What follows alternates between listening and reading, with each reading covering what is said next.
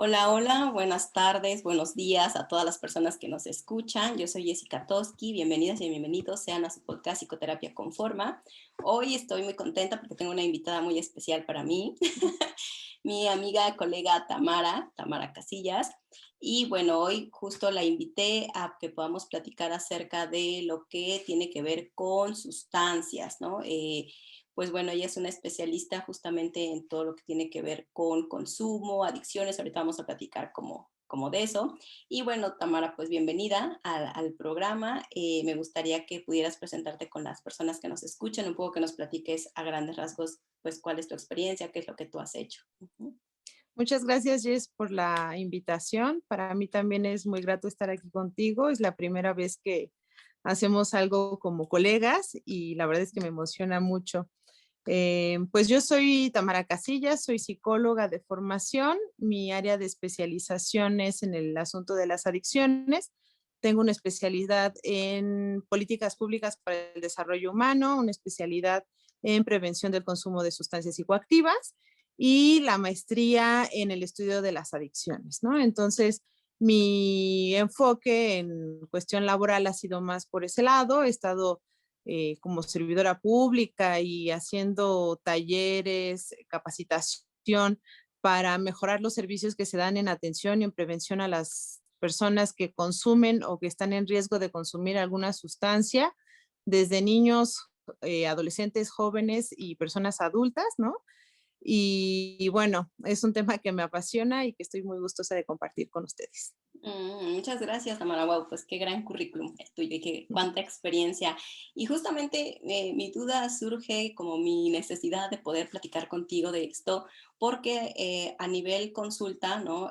Privada, me he tocado o me he topado como con casos en donde de alguna u otra manera, ya sea la persona que me consulta o alguien que está alrededor de la persona consultante, tiene una situación que tiene que ver con o alcohol o alguna droga, ¿no? U otra.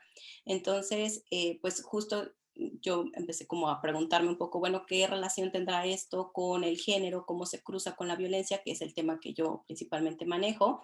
Y pues me gustaría justo empezar por ahí, como que definamos como de qué hablamos. Hablamos como de adicción, qué es una adicción, porque incluso, bueno, para mí que no soy experta en el tema, pues a veces puede haber confusión, ¿no? ¿Qué término utilizo? Si es una adicción, a partir de qué o cómo está eso, Tamara.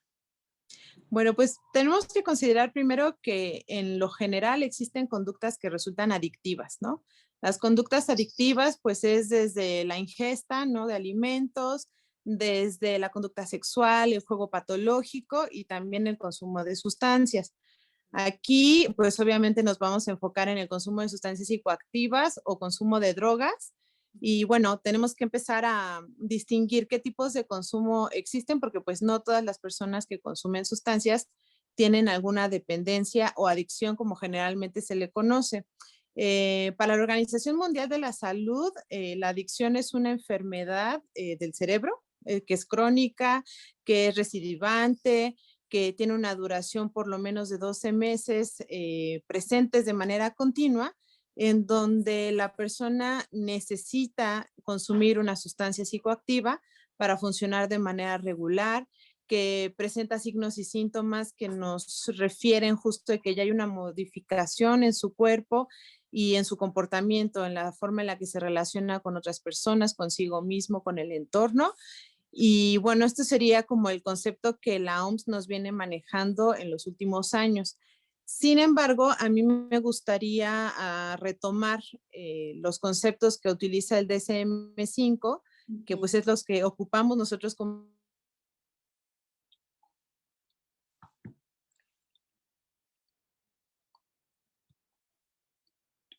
Ah, ya.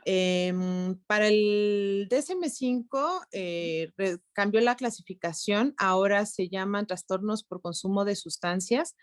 Y esto tiene mucho la intención de cambiar la mirada desde donde se ve el consumo de sustancias, ¿no? Porque la palabra adicción, adicto, drogas, está muy cargada de ciertos estereotipos que al Ujú. final de cuentas van vulnerando los derechos de las personas que deciden consumir sustancias, ¿no?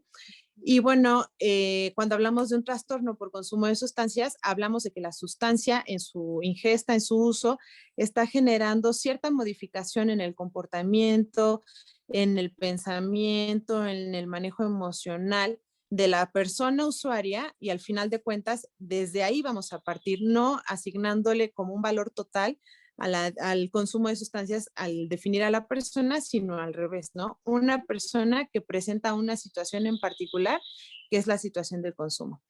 Ahora, el DSM-5 también en su última versión lo que hace es clasificar la severidad del consumo.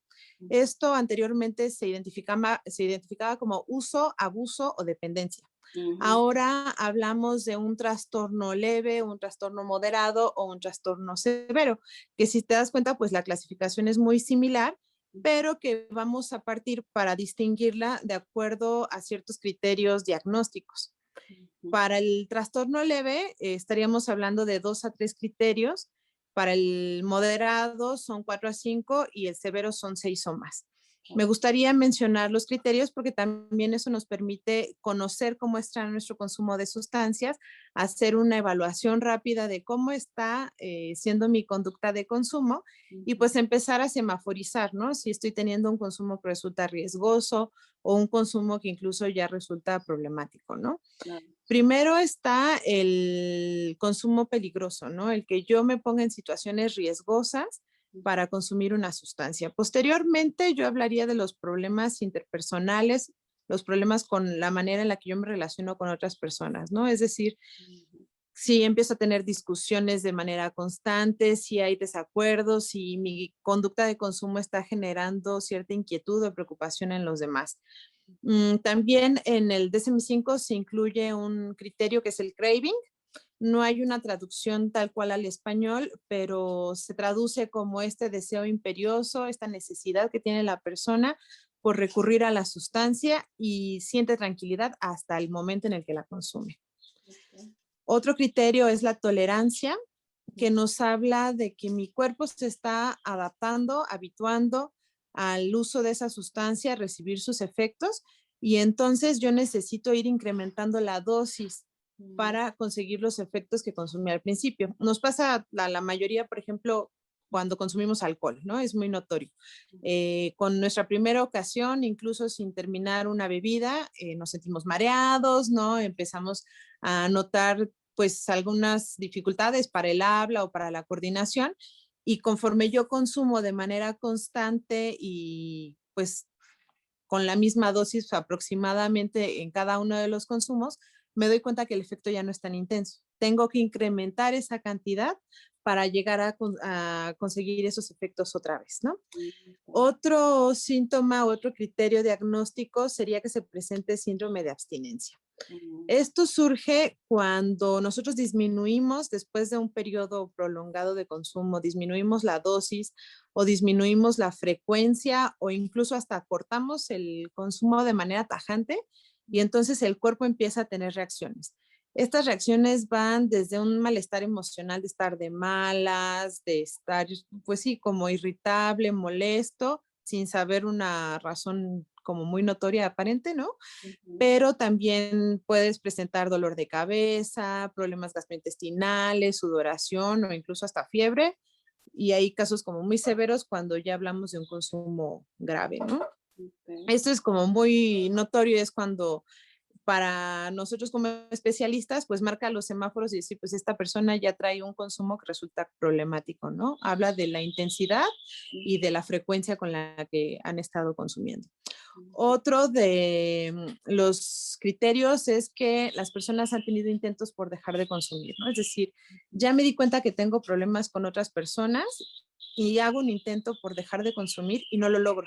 ujú, Duro muy poco tiempo sin consumo o no me importa ya como lo que haya pasado, ¿no? Las consecuencias, que ese es otro criterio, el que las consecuencias no sean tan relevantes, pero yo necesito regresar al consumo, ¿no? ujú, Otro de los criterios sería la cantidad de tiempo que yo le administro a conseguir, a consumir y a reponerme de los efectos, ¿no? Es decir, desde que estoy ideando qué sustancia es la que voy a consumir, desde que me desplazo para ir a conseguirla, el momento en el que yo ritualizo mi momento de preparación, ¿no? Dependiendo de la manera en la que yo lo consumo, el momento en el que estoy consumiendo y después vivir los efectos y recuperarme para posteriormente continuar con mis actividades, todo ese tiempo, cuando una persona empieza a desarrollar un consumo más intensivo, ¿no? Con mayor frecuencia o aumentando las dosis, se va prolongando. ¿Y qué pasa? Aparece otro criterio.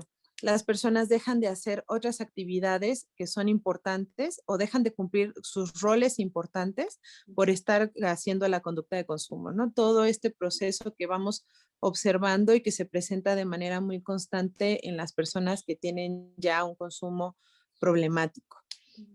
Platicaba yo esta cuestión también de aumentar las dosis y las frecuencias, el incumplimiento de los roles principales, y esto es como una de las principales motivos de queja en la consulta, ¿no? Es que, no sé, se acabó el dinero de la quincena, no pagó los servicios o ya no pagué las colegiaturas, etcétera, ¿no? Todas esas cosas que resultan importantes para el sistema en donde la persona se desenvuelve y ya no nada más para sí mismo, ¿no?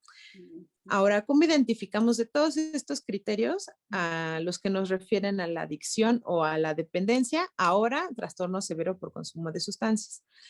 Están estas cuestiones de los cambios de humor, ¿no? Si no tengo la sustancia, tengo un cambio de humor repentino o incluso cuando estoy consumiendo, el cambio de humor es muy notorio a como yo regularmente me muevo. Otro punto es la reincidencia en el consumo, lo que anteriormente se conocía como recaída, ¿no? También la propuesta es cambiar el lenguaje justo para eliminar el estigma, ¿no? O sea, no es una recaída, es una reincidencia en la conducta de consumo. Otro punto importante para el trastorno severo es cuando dejas de hacer cosas que son relevantes por estar realizando la conducta de consumo, el síndrome de abstinencia, el craving y tener problemas interpersonales, ¿no? Serían como los focos rojos cuando las personas pueden identificar que ya tienen un problema con su manera de consumir. Oh, ok, wow, muy aclaratoria toda esta información, sí, sí abre como el panorama. ¿Y qué pasa entonces con las personas que tuvieran a lo mejor es menos número, menos criterios, ¿no? Y que están en trastorno leve y moderado, ¿no? Ellos tendrían también que atenderse o en qué momento podría ser un problema o no. Pues idealmente sí se tienen que atender estos temas, ¿no? ¿Por qué? Porque cuando estamos hablando de que ya existe un trastorno como tal, significa que hay problemas alrededor, ¿no? Obviamente las personas acuden a atención de acuerdo a qué tan grave les resulten esos problemas, ¿no? O sea, por ejemplo, los problemas interpersonales, pues también pueden ser adyacentes a cualquier otra problemática, ¿no? Incluso en la vida cotidiana los presentamos de manera normal. Entonces, por ejemplo, si estamos en un trastorno de severidad leve, esos pueden ser los más recurrentes o los más recurrentes podrían ser en esa cuestión del cumplimiento de los roles, el acudir tarde al trabajo, recibir amonestaciones por eso. En adolescentes es muy común que no acudan a clases, que se las vuelen por estar consumiendo, ¿no? Entonces, pues igual y no resulta tan urgente, ¿no? Para como lo concibe la persona que consume, pero el sistema alrededor sí puede estar diciéndole, oye, es que estás llegando muy tarde, oye, ya dejaste de presentarte 3 días al trabajo porque pues haces al lunes, ¿no? O cosas similares. Entonces, pues sí, lo recomendable es atenderse. Sin embargo, yo les recomendaría que cuando se identifiquen, ¿no? Con más de 4 criterios, entonces sería la sugerencia inmediata de acudir con un especialista para atender estos temas y no permitir que crezca. Claro, ok.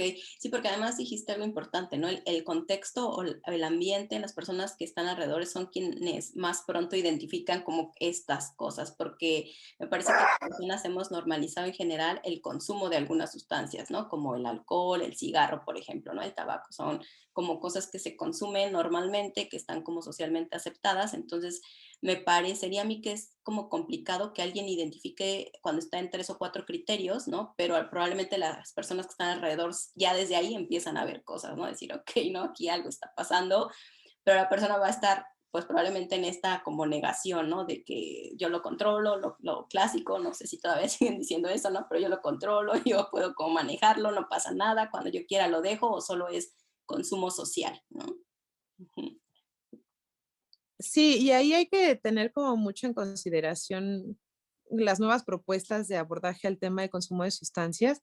Por ejemplo, ahora el actual comisionado con toda esta pues revolución, ¿no? A la legislación en torno al tema de marihuana, Ujú. habla del consumo adulto. Este consumo adulto, pues como el nombre tal cual lo dice, ya nos está refiriendo a que personas mayores de 18 años que ya tienen un desarrollo neurológico pues más avanzado, ¿no? Que les resta riesgos para desarrollar un trastorno severo por consumo de sustancias, en este caso la marihuana, pues nos está hablando de que sí, ¿no? O sea, hay sustancias que si nosotros podemos manejarlas en la cantidad, en la frecuencia con las cuales los consumimos, pues no resulta problemático, ¿no? O sea, o los problemas van a ser mínimos y más tienen que ver con lo relacional y no tanto con una cuestión de un riesgo físico, un riesgo incluso hasta psiquiátrico, ¿no? Un riesgo legal, que eso es otro tema importante, ¿no? El tema de los cambios en la conceptualización. Anteriormente los problemas legales eran considerados un criterio diagnóstico y en la actualidad ya se quita ese criterio, ¿no? Justo por toda la cuestión de la estigmatización y la relación, pues, hasta cierto punto falsa que existe en la creencia colectiva de que el consumo de sustancias está directamente asociados a la comisión de actos delictivos, ¿no? O de faltas administrativas. No necesariamente es así. Se están haciendo propuestas interesantes para el cambio en portación, en consumo de dosis personales, y eso es algo muy importante, ¿no? Porque justo nos están hablando del derecho a la realización que cada uno tenemos, ¿no? A la expresión de nuestra personalidad, de tener esa elección responsable e informada del consumo, y eso es algo revolucionario. Claro. No hay mejor manera de consumir que estando informados de qué sustancia estamos consumiendo, qué Ujú. cantidades son las recomendadas, ¿no? ¿Qué es pues lo más sugerible para mi complexión, para mi historia actual, para el contexto en el que me estoy desarrollando? Y eso es una visión totalmente distinta a la anterior que teníamos, ¿no? Que es totalmente prohibicionista. Sí, como con muchos tabús, ¿no? Alrededor también siempre del consumo de alguna sustancia y que bueno, o sea, viene a partir, sí, como justo creo que de estas creencias y asociaciones de repente de ciertas personas en donde sí se cometían ciertas conductas, pero no, o como que se empezó a generalizar, ¿no? Entonces, como tomas, consumes esto, ya, ¿no? O sea, la etiqueta venía como de FAO, ¿no? Y no necesariamente. Y justo decía yo al inicio que me surgió esta duda, esta necesidad de hablar del tema, porque en consulta, que mi tema es violencia, y como trabajo mucho en relación, como, no con parejas, pero sí en torno a lo que sucede en la relación de pareja, y algo, por ejemplo, que surgía ahí una duda, ¿no? A las personas que nos escuchan también les comento que en Instagram, por ejemplo, yo regularmente pongo en las historias de Instagram como una pregunta, ¿no? De vamos a hablar de tal tema, ¿qué te gustaría saber, ¿no? ¿Qué dudas tienes? Entonces, algunas dudas, nos hicieron llegar algunas de las que tenían, algunas preguntas, y pues vamos a como a empezar con esas, ¿no? Que tienen que ver justo con el tema género, violencia y del consumo de sustancias. Una que Claro. ya aclaramos fue justo que era una adicción, ¿no? Entonces esta ya la comentamos. Otra es, ¿a qué son más adictas las mujeres? Hay como una diferencia con respecto ya ahora al consumo de sustancias, ¿no? Entonces, qué es lo que más consume una mujer a diferencia de un hombre? Eso es interesante que lo pregunten porque a mí me gustaría hacer la diferenciación entre drogas legales e ilegales, ¿no? Ok. Generalmente las que son legales las tenemos fuera de vista como sustancias psicoactivas, ¿no? Como posibles generadoras de este trastorno por consumo. Y tienen que ver justo, ¿no? Con el tabaco, con el alcohol, la cafeína que no está tan ponderada como sustancia de abuso, ¿no? Y pues todos los medicamentos controlados, ¿no? Que principalmente los psiquiatras son los que ocupan, ¿no? Entonces, a nivel nacional y dados nuestros usos y costumbres e incluso también cómo nos educan en roles de género, el alcohol es la sustancia que mayormente se consume, ¿no? Tanto en la Ciudad de México como a nivel nacional. Esta asociación que tenemos a los rituales de pasaje, rituales religiosos, ¿no? Duelos, bodas, nacimientos, todos están al final de cuenta asociados al consumo del alcohol. Entonces, pues nuestros primeros momentos de socialización al interior de la familia o en las comunidades, pues está presente el consumo de la sustancia y entonces nos damos cuenta que tanto hombres y mujeres estamos expuestos a tener una mayor incidencia en el consumo, ¿no? Entonces, la prevalencia siempre va a ser la más alta en alcohol, tanto en mujeres como en hombres. Algo interesante que se ha visto en las últimas dos encuestas de adicciones, ¿no? Que de todas formas ya tienen un tiempo. La última se publicó en 2017, que eso es también importante a considerar. Pues la principal sustancia es el alcohol y le sigue el tabaco, ¿no? Y te decía, no siempre las tenemos como muy a la vista porque pues, son legales, son permitidas, son socialmente aceptadas, la percepción del riesgo es más baja. Un tema interesante es que justo por estos roles y usos y costumbres con las que las mujeres somos educadas, nos han mantenido protegidas en el consumo de sustancias en lo general. Y esto también se nota tanto en alcohol como en tabaco, ¿no? O sea, las estadísticas no mienten, las campañas no mienten también en cuestión de prevención y hay menos mujeres consumidoras, menos mujeres con problemas por consumo de sustancias en general, ¿no? Pero insisto, de todas formas, pues estamos alrededor de 2 de cada 10 mujeres que presentan problemas con su manera de beber, cuando en hombres son 4 de cada 10 hombres, ¿no? Entonces, de todas formas, nos damos cuenta que pues sí hay consumo problemático, ¿no? Que nos habla de un consumo excesivo, pero aún así, afortunadamente, las mujeres estamos teniendo menores problemas que los hombres.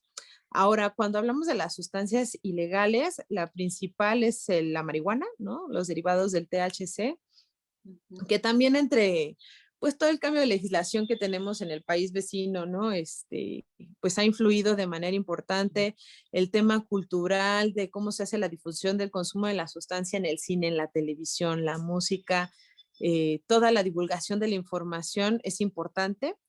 Algo que me parece relevante resaltar en este caso es que la población, hablando de mujeres, la población que tiene mayor consumo de esta sustancia está rondando entre los 12 y los 34 años, ¿no? Somos jóvenes. Sí. Estamos dentro de ese grupo y pues nos habla justo de cómo todo este cambio, ¿no? En cómo nos conceptualizamos como mujeres, cómo nos mostramos y nos expresamos en el mundo, pues también está asumiendo como una parte identitaria, ¿no? A mí me llama mucho la atención en estos grupos feministas, incluso también cómo se habla del descriminalizar el consumo, ¿no?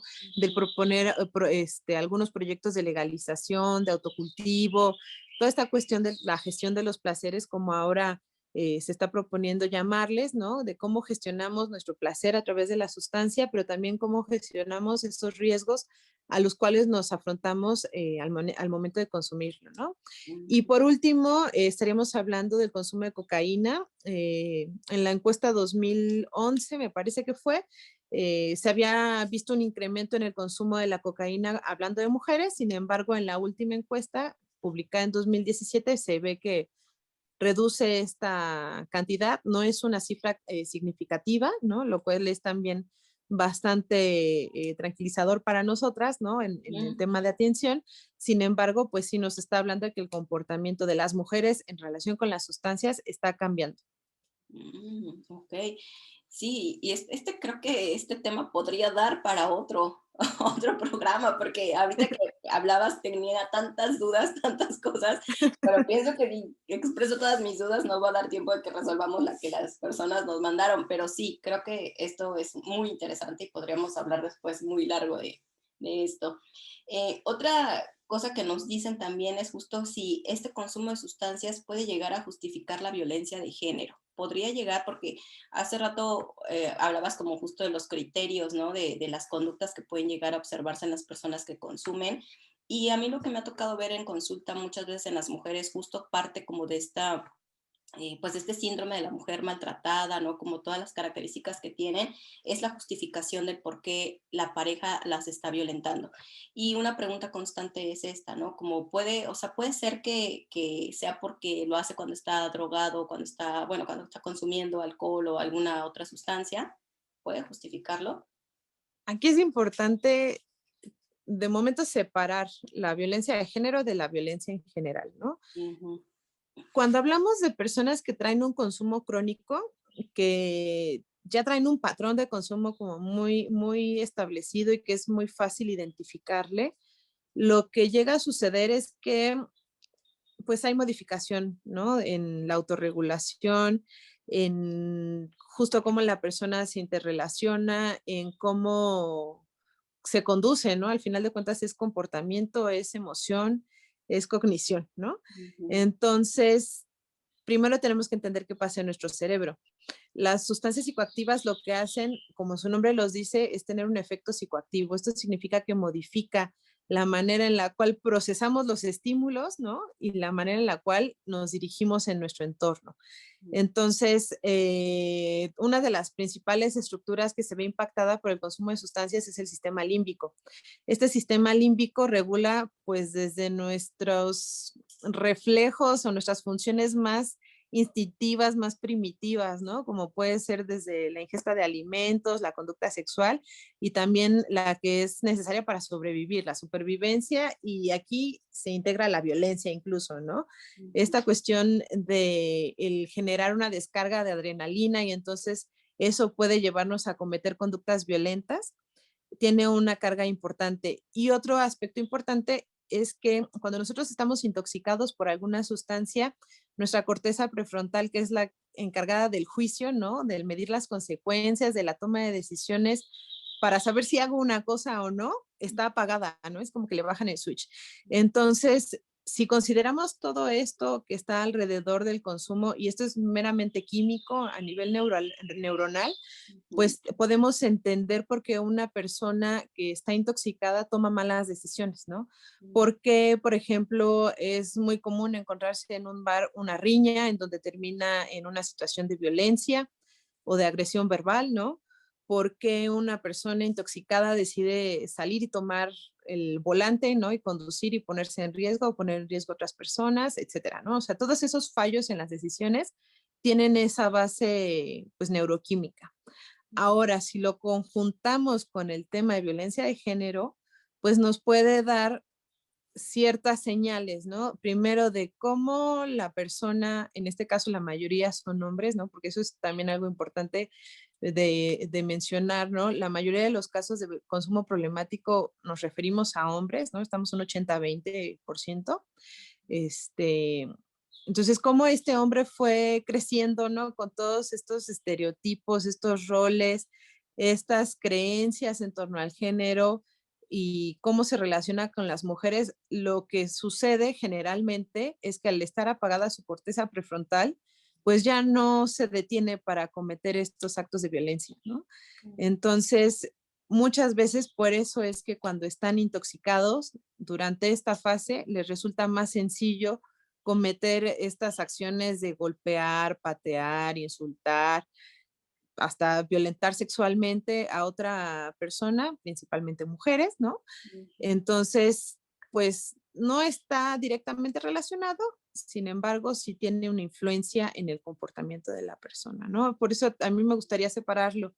Y también es algo importante cuando nosotros lo recibimos, ¿no? Como especialistas en el área de la salud, porque lo que yo me he encontrado en lo cotidiano es que el especialista no tiene esta formación o esta perspectiva de género, ¿no? Ujú. Entonces hay todo este reforzamiento de los estereotipos, de los roles, que muchas veces se asigna a la pareja, a la madre, a la hermana, que son quienes principalmente llevan al paciente a consulta o a tratamiento. ¿Y qué es lo que pasa? Ah, pues seguramente usted lo provocó, ¿no? Ah, pues seguramente le estaba reclamando que llegó intoxicado y entonces, pues lógico, perdió el control porque estaba intoxicado, ¿no? Entonces, yo sí separo el tema de la violencia de género cuando hablamos de los efectos del consumo de la sustancia, sin embargo, sí están ligados. Ok. Y sí creo que es como justo importante hablar de esto porque como tal, o sea, no, a mí me parece que no sirve para justificar, sí para entender un poco como de dónde viene como una parte de la conducta y tal vez las mujeres que nos escuchan o las personas que nos escuchan, si han tenido esta duda porque justo otras preguntas estaban relacionadas con eso mismo, ¿no? Nos preguntaban si, que decía una mujer, mi pareja solo es violento conmigo cuando está consumiendo, ¿no? Una sustancia. Y otra comentaba que su esposo le había sido infiel mientras estaba alcoholizado y que él decía justo pues que fue porque estaba alcoholizado, ¿no? Y ella no sabe si creerle, ¿no? O no. Entonces, tal vez, por lo que entiendo, Tamara, sería importante que tuvieran en cuenta esto, y que a mí me gustaría que no lo tomaran como, ah, ok, entonces realmente no es que no me quiso ser infiel o realmente no quiso ser violento, no es por el alcohol o es por la droga. Como también pensar, quiero, o sea, si esa persona no trabaja, no va como a consulta a trabajar esta situación, esto va a seguir repitiéndose, ¿no? Y entonces va a continuar con esta situación de violencia, que se vuelve ya violencia, porque en ocasiones me ha tocado escuchar que también hay como una diferenciación, o sea, está alcoholizado y violenta, y no violenta a todo el mundo. Puede ser que en ocasiones sí, como que grite, medio se pelee, pero no va y golpea a todo mundo, ¿no? Va como directamente con su pareja, con esta persona, a violentarla y también como, pues pensar si quiero continuar con esta situación, si esta persona no se va a comprometer a trabajar como en esta situación que está ocurriendo, en este consumo que tiene grave, ¿no? Este trastorno de consumo, voy a continuar ahí porque también entonces ahí estamos hablando de otra situación que va a generar la mujer, ¿no? Al estar como intentando ayudar constantemente al otro e ir y venir, ¿no? Con estas conductas. Ujú. Y sí, eso que mencionas es muy importante. Al final de cuentas, el consumo de sustancias jamás, jamás de los jamases va a justificar que exista violencia de género, ¿no? Exacto. Nosotros podemos comprender cuál es el contexto en el que se da esa situación, pero nunca justificarle. Hay una asociación como más clara con algunas sustancias en cuestión de comisión de actos violentos que tienen que ver con estos fallos en la regulación de mis emociones, ¿no? Que están como muy vinculados al consumo de alcohol, al consumo de cocaína, al cristal, por ejemplo, a los inhalables, pero esto responde a los efectos característicos de cada una de las sustancias, que eso también es importante distinguirlo, ¿no? Cada sustancia genera efectos diferentes porque impactan a distintas áreas cerebrales. Entonces, yo insisto, ¿no? El tema de la violencia no está asociada al género, sin embargo, están pues como viviendo a la par, ¿no? O sea, si una persona ya tiene actitudes o ya ha desarrollado conductas de violencia de género, cuando se combina con el consumo de sustancias, haz de cuenta que se prenden todos los focos rojos y entonces para nosotras como mujeres es estate alerta, no te acerques y si puedes evitar estar en esa relación, pues adelante, ¿no? Sin embargo, pues también hay quienes deciden perpetuar esa relación, mantenerse, brindar apoyo, que también es muy válido. Y ahí la propuesta es tanto la persona consumidora recibir atención, pero también la pareja y la familia, ¿no? Porque como tú decías al inicio de la sesión, existe la negación, ¿no? Y algo que escuchamos como muy constante cuando hablamos del consumo de sustancias es que si la persona está en la fase de negación, jamás va a haber un trabajo terapéutico que llegue a guiarle hacia un camino de sanación, de rehabilitación, ¿no? ¿Qué pasa? Generalmente cuando están en negación, pues nosotros como aledaños, ¿no? Ya nos damos cuenta que existen problemas. ¿Qué pasa ahí? Nosotros sí podemos tener acción, ¿no? Sí podemos acudir a terapia, sí podemos trabajar este tema, principalmente porque pues nos está ocasionando daños, ¿no? Quizás nada más a nivel de relación, pero incluso puede ser riesgoso debido a muerte, ¿no? En este tema, pues siempre la sugerencia será acudir a psicoterapia y yo insisto de corte feminista, ¿no? Una psicoterapia con perspectiva de género y justo por todos estos roles que nosotras venimos cargando desde lo femenino, ¿no? Desde el ser mujer. Generalmente lo que nos encontramos también en consulta, ¿no? En la clínica, es que llega la mamá, la hermana, la novia, esposa, ex, ¿no? A llevar a depositar al enfermo identificado como adicto a un centro de rehabilitación o coloquialmente llamados anexos porque ya no saben qué hacer con él. Sí. Y al final de cuentas está cargado de una serie de culpas, de vergüenza, de temores que tienen que ver justo con estos roles que venimos cargando, ¿no? La madre tiene culpa porque falló en su rol como cuidadora y entonces se ve como algo frustrante que su hijo, ¿no? Porque además es el hijito venerado, Ujú. que lleva y que alguien por favor arréglemelo porque ya no sé qué hacer con él, pero tengo tanta culpa que estoy aquí pegada y sobrevigilo y estoy como totalmente diluida en esa dinámica, ¿no? Ujú. También está la pareja, ¿no? Que está con esta urgencia de si no se compone, entonces me voy, lo dejo, le limito el acceso a los hijos, ¿no? Esta cuestión también de sentirse triste por haber fallado en la relación de pareja, porque además también es esta cuestión de no hay vida separada, ¿no? No hay vida siendo soltera, tengo que estar en una pareja y si ya estoy aquí, aquí me tocó y hasta que la muerte nos separe y en las buenas y en las malas y hasta en las peores, ¿no? Ujú. Y también está como toda esta vergüenza alrededor de los estigmas, porque al final de cuentas, con todas las falsas creencias que hay en torno al consumo de sustancias, lo peor que le puede pasar a una familia, ¿no? En la conceptualización cultural es tener un miembro adicto, ¿no? Un miembro de la familia adicto, porque pues trae un chorro de problemas, ¿no? ¿Qué Ujú. pasa? En la clínica todavía es muy común encontrar que los servicios de atención llaman a estas personas codependientes. Es importante hacer notar que el término codependiente no tiene un sustento científico, ¿no? Entonces, por favor, sugerencia para todas, ¿no? Y para todos, no recurrir a esta conceptualización porque también viene cargada de ciertos estigmas, ¿no?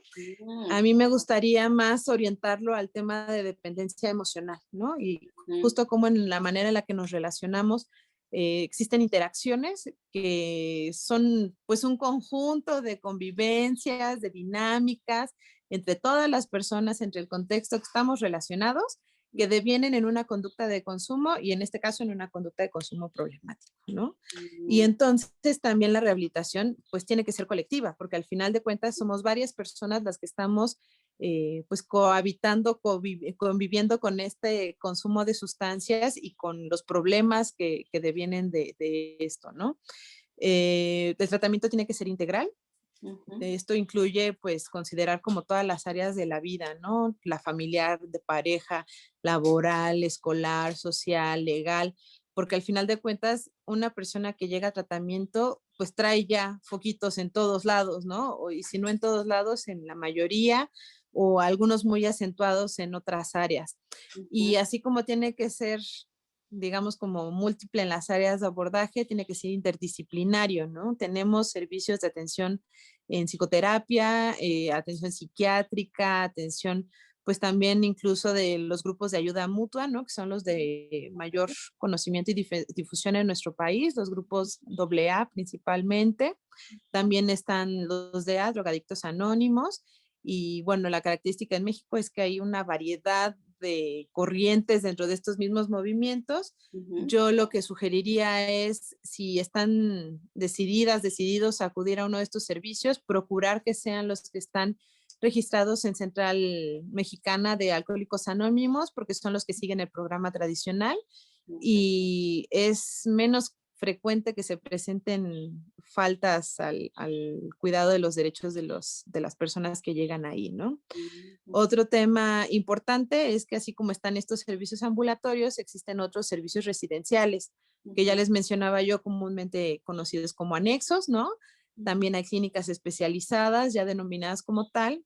Estas tienen modelo de ayuda mutua, tienen modelo profesional o un modelo mixto que conjuga la ayuda mutua o algunas terapias alternativas con teniendo como la guía todo el modelo profesional, ¿no? Con atención médica, de atención psicológica, psiquiátrica, Ujú. y que pues al final de cuentas la combinación de esta interdisciplinariedad es lo que nos va a dar un mayor eh, resultado en el tratamiento, mayores posibilidades de que se rehabilite la persona Ujú. y pues al final de cuentas es lo que tendríamos que estar procurando nosotros como especialistas también en el área de la salud.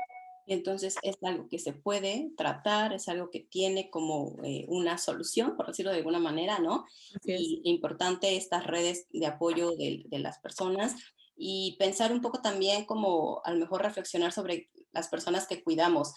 el apoyo, como decías, es válido y quienes van a quedarse, yo pensando, por ejemplo, en estos casos de parejas, mujeres, ¿no? Que han tenido estas situaciones de infidelidad o de violencia durante el consumo de su pareja, pensar en que si se quedan, tener como claro de qué se trata, ¿no? No es como algo de magia, no es que la otra persona diga, no, ya te prometo que ya no lo voy a hacer y no vaya como a un especialista, ¿no? Como que realmente inicie este tratamiento para como superar la situación, no, no va a ser así, o sea, no es de fuerza de voluntad, ¿no? Necesita realmente como el tratamiento especializado.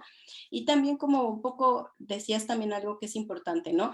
Se conjuga la violencia cuando está en el consumo y con la violencia de género. Yo lo que he notado es que pocas se dan cuenta, llegan a consulta y un tema puede ser este, ¿no? Que la pareja consume y ahí es cuando ellas se identifican, ¿no? Que puede haber como un foco rojo o una infidelidad o hay violencia, pero cuando empezamos a hablar más, en realidad ese es parte del problema, ¿no? O por decirlo de alguna manera, o es la gota que derramó el vaso. En realidad, como decías, hay una serie de situaciones que vienen arrastrando y que no habían identificado porque las normalizaron y que muchas veces justo tienen que ver con este consumo, ¿no? Algunas me platican como, pues sí, es que normalmente cuando vamos a fiestas hay un problema porque él toma y entonces se pone como, no, ellas no lo ven como una situación de violencia porque no hay golpes ni gritos, pero hay situaciones en donde se burlan de ellas, como cierta humillación, como situaciones que las ponían incómodas y otras más fuera de cuando estaban consumiendo. Entonces, pero que no se ven porque no hablamos de violencia física o alguna otra violencia que puede ser como más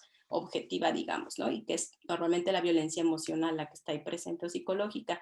Entonces, como pensar en esto, ¿no? Realmente este es lo que está generando todos nuestros problemas o ya los vengo arrastrando y a partir de ahí, como decidir, ok, si me quedo y trabajamos en conjunto, si yo estoy decidida a apoyar, saber de qué se trata, ¿no? ¿Qué es lo que tendría que ver en la otra persona? ¿Qué es lo que yo voy a hacer, ¿no? Como qué me va a tocar a mí, de cuál es mi apoyo y no pensar que nada más es como, ya no lo voy a hacer, te lo prometo y esperar a que suceda una vez más, ¿no? Ujú. Sí, parte del tratamiento familiar en gran medida, o bueno, de las estrategias de educación para la familia están basadas en eso, ¿no? O sea, desde darle información a la familia de qué es el consumo de sustancias, por qué las sustancias generan estos comportamientos, por qué ha sido tan severo, ¿no? El incremento en el consumo, el incremento en los problemas, qué tan severa es la situación actual en la que llega mi familiar, ¿no? Porque generalmente es la familia la preocupada por el paciente identificado, ¿no? Y además de recibir toda esta información es habilitarles, ¿no? O sea, dotarles de habilidades para ver cómo resuelven conflictos, de habilidades para afrontar esta situación, de cómo se están interrelacionando, ¿no? Ver cómo, cuáles son las pautas a través de las cuales se comunican, porque muchas veces lo que se observa es que, suponte, ¿no? Está el paciente, cursa su proceso de tratamiento, sale, pero al momento de regresar a la casa y de reintegrarse al grupo familiar, lo que sucede es que vuelven al consumo, ¿no? Hay una reincidencia en el consumo. Y entonces, en teoría, ya acá de un médico mexicano, ¿no? Nos habla de la diferencia entre una familia que tiene un paciente adicto o con adicción, ¿no? Y una familia adicta, así está conceptualizado, ¿no? La diferencia es que la familia adicta es la que se mueve alrededor de la conducta del consumo, ¿no? O sea, las que están hipervigilantes, intentando controlar a la persona que está como identificada de paciente, ¿no? Que está limitando el acceso a bienes, a servicios, recursos económicos, ¿no? Y el tema de estar hipervigilante. Y por otro lado está la familia con un paciente identificado, ¿no? Es decir, la familia reconoce que existe esta problemática en una persona en particular, en el sistema familiar. Sin embargo, no todo se mueve alrededor de él, ¿no? No todo se mueve alrededor de las necesidades que su trastorno presenta, sino que yo soy una persona individual que tengo mis propias necesidades y además pertenezco a un sistema familiar en donde existe una persona que tiene un problema con su manera de consumir, ¿no?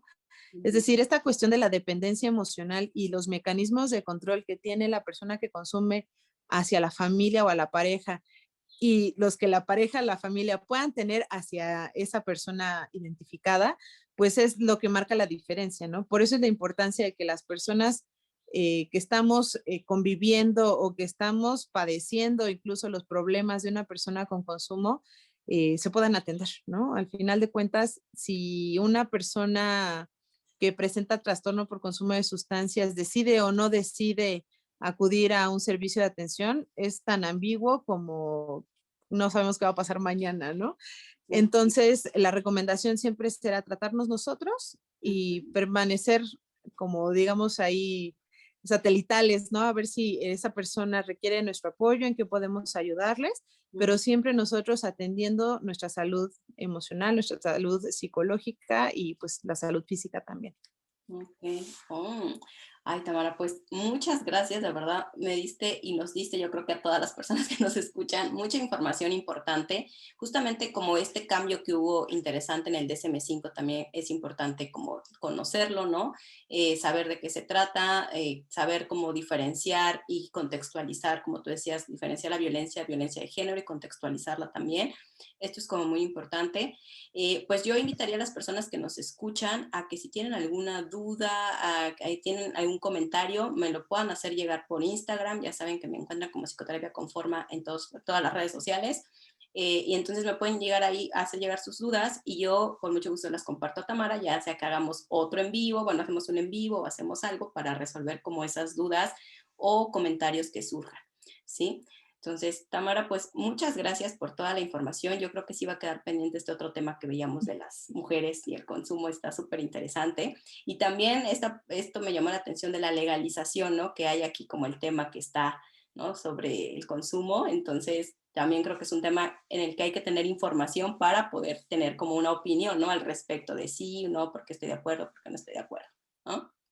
Así es. Pues muchísimas gracias por la invitación, Jessica, y gustosa regreso con ustedes. Sí, ay, pues muchas gracias. Bueno, pues un saludo a todas y a todos. Estamos en contacto y hasta la próxima. Bye. Chao.